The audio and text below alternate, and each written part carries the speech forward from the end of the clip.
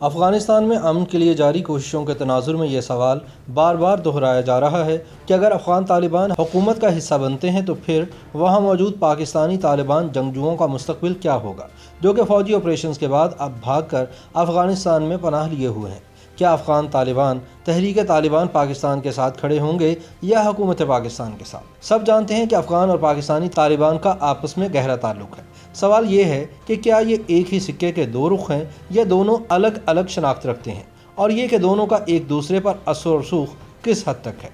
بالخصوص افغانستان کی حالیہ بدلتی ہوئی صورتحال کے تناظر میں افغان اور پاکستانی طالبان کے رشتے پر تجزیہ کاروں کی طرف سے بھی نہ صرف خصوصی نظر رکھی جا رہی ہے بلکہ اکثر یہ سوال بھی سننے میں آتا ہے کہ افغانستان میں امن آنے کی صورت میں پاکستانی طالبان کا مستقبل کیا ہوگا۔ افغان طالبان کے لیے مشکل یہ ہوگی کہ اگر وہ پاکستانی طالبان کا ساتھ دیں تو پھر حکومت پاکستان کے ساتھ ان کے معاملات خراب ہو جائیں گے۔ ویسے بھی تحریک طالبان کا وجود افغان طالبان کے بطن سے ہوا ہے، لہٰذا ان کو ایک دوسرے سے جدا نہیں کیا جا سکتا۔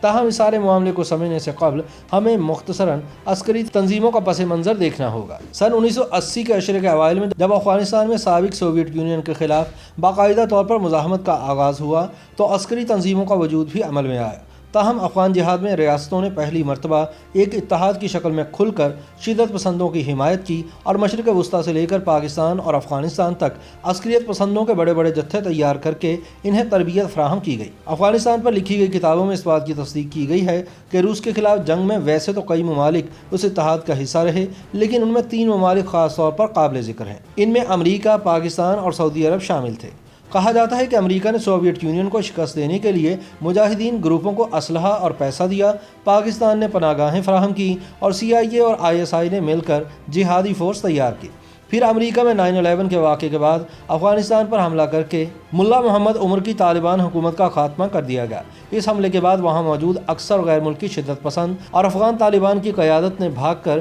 پاکستان کے قبائلی علاقوں میں پناہ لے لی۔ افغان مزاحمت کے دوران زیادہ تر منصوبہ بندی اس وقت کے فاٹا سے ہوتی رہی تھی جبکہ اکثر گروپوں کے ٹھکانے بھی وہاں قائم تھے، لہٰذا افغان طالبان اور القاعدہ کے پہلے سے پاکستانی شدت پسندوں سے مضبوط مراسم قائم ہو چکے تھے۔ تاہم جب افغانستان سے فرار ہونے والے طالبان اور غیر ملکی جنگجوؤں پر مشکل وقت آیا تو سب سے پہلے پاکستانی طالبان گروہوں بالخصوص جنوبی اور شمالی وزیرستان کے مقامی شدت پسندوں نے بڑھ کر ان کی مدد کی۔ تحریک طالبان پاکستان کے امیر مفتی نور ولی محسود نے اپنی کتاب انقلاب محسود میں افغان طالبان، القاعدہ اور پاکستانی جنگجوؤں کے تعلق پر تفصیل سے روشنی ڈالتے ہوئے لکھا ہے کہ بیت اللہ محسود اور عبداللہ محسود اس وقت افغان طالبان اور دیگر غیر ملکی جنگجوؤں کے انتہائی قریب تھے اور یہی دونوں رہنما ان کی خدمت پر مامور تھے۔ مفتی نور ولی نے اپنی کتاب میں مزید لکھا ہے کہ 90 کے عشرے کے اواخر میں بیت اللہ محسود نے سب سے پہلے حلقہ محسود کی بنیاد رکھی۔ انہوں نے کہا کہ حلقہ محسود بنانے کے لیے بیت اللہ محسود نے باقاعدہ طور پر افغان طالبان سے بات کی تھی اور ان کی اجازت سے یہ حلقہ قائم کیا گیا تھا۔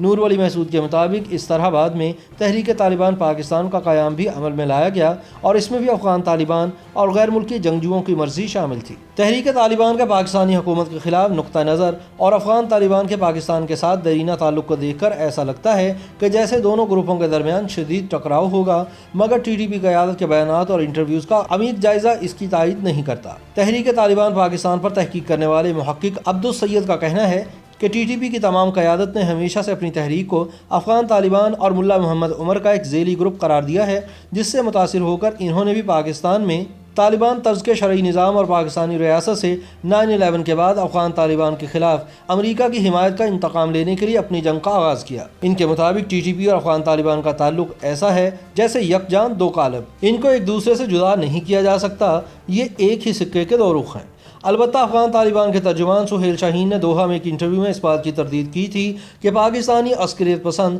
ان کے زیر قبضہ علاقوں میں ہیں۔ ان کا کہنا تھا کہ وہ افغان حکومت کے علاقوں میں ہیں۔ عبدالسید نے مزید کہا کہ تحریک طالبان پاکستان دراصل القاعدہ اور افغان طالبان کا ایک مرکب رہا ہے، جس کے قیام میں القاعدہ نے درپردہ اہم کردار ادا کیا۔ القاعدہ کا بنیادی منشور یہ رہا ہے کہ وہ عالمی سطح پر جہادی تحریکوں کو پھیلائے اور ان کے قیام اور استحکام میں ان کی معاونت کرے۔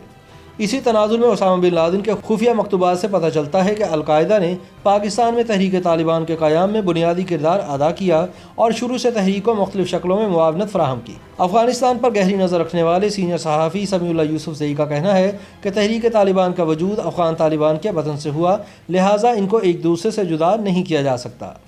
انہوں نے کہا کہ افغانستان میں پاکستانی طالبان ان علاقوں میں سرگرم ہیں جہاں افغان طالبان کا اثر و رسوخ زیادہ ہے اور وہاں وہ اپنے طور پر کوئی کام بھی نہیں کر سکتے بشرطے کہ انہیں افغان طالبان کی حمایت حاصل نہ ہو۔ ان کے بقول ٹی ٹی پی چونکہ ریاست پاکستان کے مخالف ہے، اس لیے افغان طالبان کھل کر ان کی حمایت نہیں کرتے اور نہ ہی پاکستان میں ہونے والے حملوں میں کبھی انہوں نے تحریک طالبان کی معاونت کی ہے، لیکن دوسری طرف ان کے خلاف کارروائی بھی نہیں کرتے کیونکہ دونوں کے درمیان خاموش احترام کا رشتہ ہمیشہ سے قائم رہا ہے۔ افغانستان میں امن کے لیے جاری کوششوں کے تناظر میں یہ سوال بار بار دہرایا جا رہا ہے کہ اگر افغان طالبان حکومت کا حصہ بنتے ہیں تو پھر وہاں موجود پاکستانی جنگجوؤں کا مستقبل کیا ہوگا۔ یہاں یہ بات بھی قابل ذکر ہے کہ اقوام متحدہ نے اپنی ایک حالیہ رپورٹ میں دعویٰ کیا ہے کہ افغانستان میں ٹی ٹی پی سے وابستہ جنگجوؤں کی تعداد 6000 کے لگ بھگ ہے۔ تجزیہ کار اور مصنف عقیل یوسفزئی کا کہنا ہے کہ اگر افغان طالبان حکومت میں آتے ہیں تو انہیں پھر پاکستانی طالبان سے نمٹنے میں مشکلات پیش آ سکتی ہیں۔ انہوں نے کہا کہ جس طرح ٹی ٹی پی کے مختلف گروپس تیزی سے دوبارہ منظم ہو رہے ہیں،